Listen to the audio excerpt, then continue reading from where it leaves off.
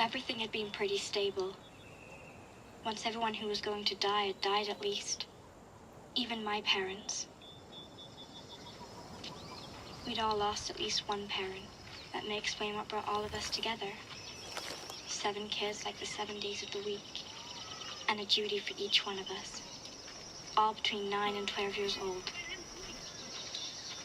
We always moved together. The Murtaugh twins, Nora and Wiley, and the other 3 kids in the group. Shelby, Ivan, Amelia, and me, Violet. Ivan leaned on Amelia. She was his big sister. Sometimes I felt really jealous of the kids who still had someone to care about. To the adults, we were the kids who needed looking after, which was irritating, but kind of nice at the same time. Until the flood, we had lived with about 100 other people in the lower floors of the Mandarin Oriental in Washington, D.C. The outside of the hotel was boarded up and fortified, and JTF soldiers often stopped by to make sure things were okay. It's funny how okay sounds like it could be worse when your entire world is collapsing. They got water from rain barrels. It was a pretty safe place compared to some. Things in D.C. were a bit better than they were being over winter. Maybe that was because it was easier to feel good about things when flowers were blooming and everything was green. Now we were staying up at the old Smithsonian castle.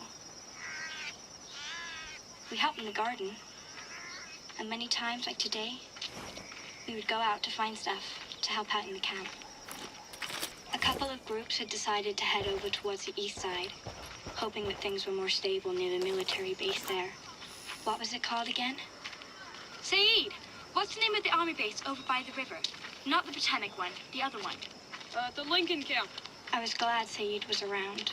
It was like having Google around, even though Google was gone, along with everything else.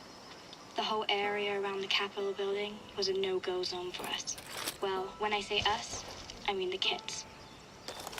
Adults didn't understand that we could figure out how to survive just as well as adults could, but we have to get outside every day to find stuff.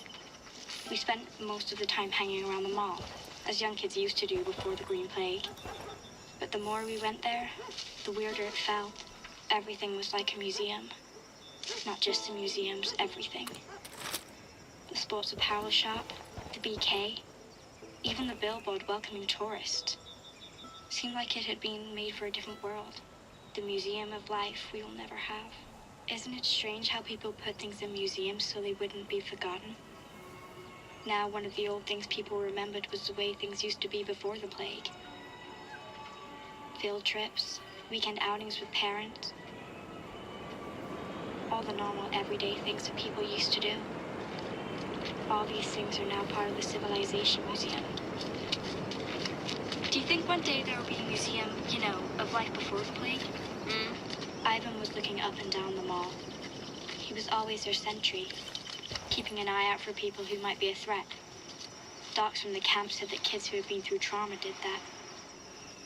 They called it hypervigilance. There were still a lot of bad people in D.C. The government was gone. The army was gone. The police were gone. Everyone had to look out for themselves. The division agents couldn't do it all. Saeed was looking at me.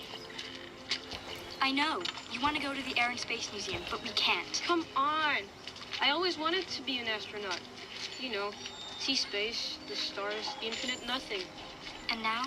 Now, it's about getting out of this place. Images of the Challenger spaceship exploding in the sky a few minutes after launch flashed through my head. As if even the image of hope was sullied. The Air and Space Museum was one of our no-go zones. Supposedly, bad people had taken it over as well. We can't go there on our own. It's too dangerous. Dangerous? Compared to what?